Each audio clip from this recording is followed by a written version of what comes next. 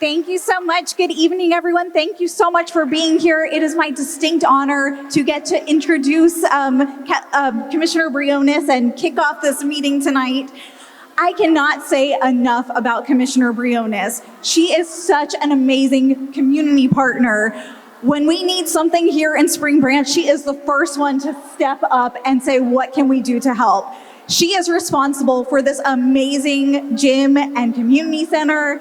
And before she took office, this was a county park, but the gym here and the community center were still run by the city. I came to her and said, you know, we really need a new community center and a new gym. And most people would say, well, I don't know the costs and all of that. The first thing she said was, wow, we can really serve the community. And she stepped up and turned this wonderful gym into what you see today. So Commissioner Briones is such a great community partner, and I'm so excited to introduce her tonight. Please welcome Commissioner Briones.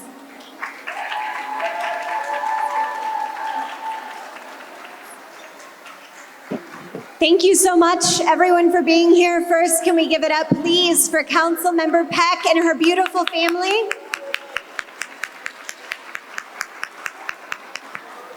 She is a true partner, and we are both here to serve you. We're serving the same people, so we're always looking for opportunities for the city and county to partner to better serve you. So thank you. There's so many people here tonight, literally hundreds of families. And tonight we're going to take a deep dive into the budget. I see so many children here who are excited about going back to school. Thank you. We look forward to giving you the backpacks. Tonight we are joined by the amazing Interim County Administrator Jesse Dickerman and our Director of Budget Daniel Ramos, who will walk you through the county budget. I know it's a bit difficult to hear in here. Can you hear? Okay. If you can hear me back there, can you please clap? Okay, awesome. Thank you. So there's such important information to share. I'm here not only as your Harris County Commissioner, but more importantly as a mom of 3 little daughters. 2 of them are here tonight. Ana Lucia, who is 7, and then Valentina, who's 15. And I grew up check to check. So every dollar of your taxpayers, I take extremely seriously. And my top priorities for Precinct 4 are public safety and public infrastructure. In terms of safety, you are going to hear about the investments we are making around mental health, around diversion, around raising law enforcement officers' pay, around our district attorney's office, around our public defender's office. So you're going to hear about a multitude of investments in a very holistic way to make sure we're investing your taxpayer dollars strategically. You're also going to see the vast amount of resources we are investing to keep your families safer from flooding, to make your roads safer, to build sidewalks so your kids can get to school safely. So I appreciate you being here tonight. Know that in Precinct 4, we work closely with the City of Houston and all of our cities. There's 34 cities in Harris County. And Harris County, our county, is bigger than 26 U.S. states. Can you imagine that? Bigger than 26 states. So we look forward to hearing your input, to listening, and we also invite you to Commissioner's Court on August 14th and September 9th to give us additional feedback. So my team of about 500 public servants, many of them are here tonight. If you're a part of the Precinct 4 team, can you raise your hand? Can we give them a round of applause, please? Can we also please give it up for our law enforcement officers who are here? Can you raise your hand? Thank you for your service. And can we give it up to all of the partner organizations that are here to bring resources into the community, especially Texas Children's Hospital. Thank you. So we are so blessed that this summer we have not had a hurricane. And I don't know about y'all, but I am praying that that is not the case. And I know so many of us are still struggling about what happened in Kerr County. We want to make sure that Harris County is as prepared as possible, especially given the federal cuts to FEMA and to the National Weather Service. So again, we want to hear from you as to what your top priorities are for your tax dollars. So without further ado, please help me welcome Austin back up, and he's going to introduce the next speaker. My team and I will be here if you have questions. So please give it up for Austin and all of the Precinct 4 team.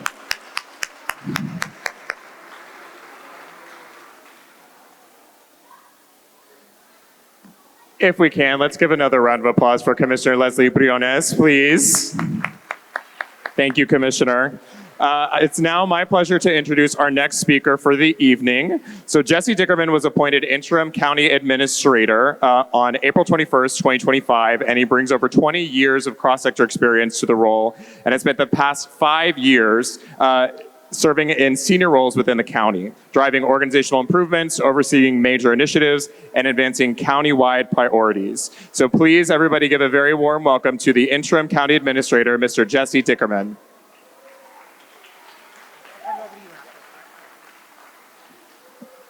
Thank you, Austin.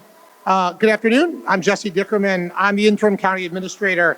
This is an amazing turnout. Really incredible that all these people are here just for the budget, right? Nothing else, just for the budget. I want to thank Commissioner Briones for putting this town hall together and promoting the transparency for the county budget process. For years, the county operated sort of under the radar, right? No one really knew what we were doing or how we were doing it. But I'm proud that for the last few years, we've tried to make strides in bringing the budget out of downtown. Commissioner Briones has been a leader in that process, making it more accessible and transparent to see how the money's spent, where it comes from. That's an important priority for all of us. One thing I'm excited to see you guys walk through this process and to see what we can come up with tonight. One thing I want to echo from what Commissioner said is about flooding. We have in Harris County an amazing flood warning system. If you haven't gone on Google and searched for the flood warning system, you can pull out your phone. You can do that right now. We've got alerts for when bayous flood, when rain is coming down really hard. So that's something that's out there in the county. We'd encourage everyone to take a look at that. Thank you again for showing up, and thanks again to Commissioner Briones. Thanks to all of our staff for putting this on. Back to you, Austin. Awesome. Let's give a round of applause to our interim county administrator, Jesse Dickerman. Now, if you can hear my voice, clap once. If you can hear my voice, clap twice.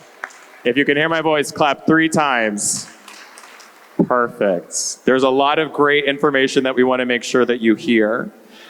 So now I'm going to introduce our next speaker for the evening. It is our Executive Director of the Office of Management and Budget. We are so grateful to have his leadership at the county. We've worked with him over the last few years. We hosted our first budget town hall here at Freed last year with him, and so we're so excited to welcome him back. Please, everybody, give a very warm welcome to our Executive Director, Daniel Ramos.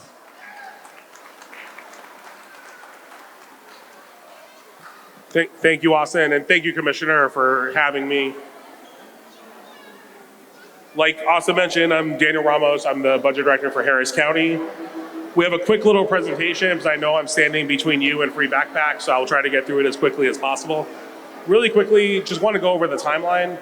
Budgeting is a year-round activity, but we really start in earnest in the March period where we do our current level service forecast, where we try to figure out how much is it going to cost to run the county the exact same way next year. From there, if we have a surplus, we talk about what kind of investments. If we have a deficit, we figure out what we want to keep and what we want to figure out a plan to wind down.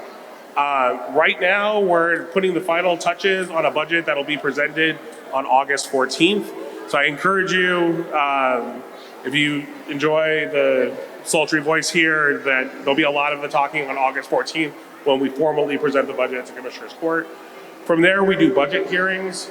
The first week of September, we'll have a schedule posted if you want to learn more about a specific department. And then on September 8th, we will be doing the budget amendment day. That's really where commissioners work towards amending the budget to reflect their priorities. As part of the budget, we want to make sure that our residents know what they're getting for every dollar. And because of that, we organize our budget around strategic goals, making the county more safe, making our justice system more equitable, creating opportunities for folks through housing and economic development. And so for each one of these, every dollar that we spend, we assign it to one of these goals. And those goals in turn have performance measures where we're able to measure, like when we add a dollar to a certain program, are we getting back something for our residents? Skip that. So we have about a $5 billion budget, about 2.7 of which is the general fund. We're going to focus on that one today because that is the most flexible of all of our dollars. Most of the other ones have a specific purpose, either a grant that we got from the federal government or the state, or a proprietary fund where by law we're required to spend it in a certain area. We also, around this time, start setting the tax rate. As you can see, over many years, we've lowered the tax rate up until last year where we were forced to raise it to deal with the expense of Hurricane Beryl and the flooding in derecho. One of the reasons that you see that property tax value or property taxes go up is that's a system that the state of Texas has created.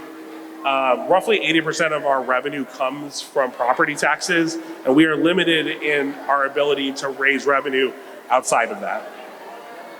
So where does the money go? About 66% of our budget goes to law enforcement and the justice system. So those are the courts, the DAs, the sheriff, the constable, the jail.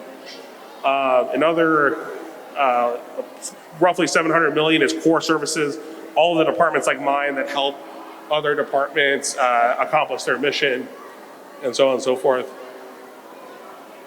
We have a budget tool where you can actually simulate your own budget. This year, it's going to be particularly hard. We had a large deficit going into this year, largely driven by our desire to increase or create pay parity for both our civilian and law enforcement departments. Thank you for coming. If you are interested in doing, this is Commissioner Briones. If you are interested in doing the budget simulation,